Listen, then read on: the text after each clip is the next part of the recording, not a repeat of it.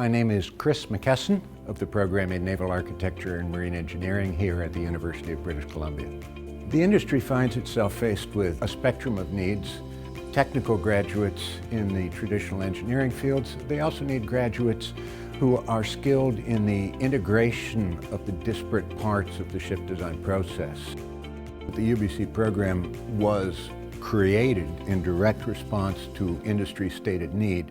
We're trying to emphasize that integrative aspect, that project management aspect, the aspect of managing a team of engineers, each who has their own objective based on their technical discipline, but bringing those all together as a cohesive, coherent, synergistic whole for the benefit of the total project.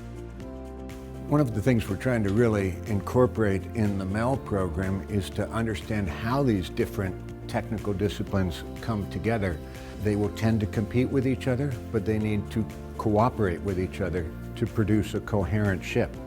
We're trying very hard to train naval architects who will take shipbuilding into the next century, take shipbuilding into the future. The shipbuilding industry is truly global, and the opportunity to touch any shore is at the fingertips of today's naval architects.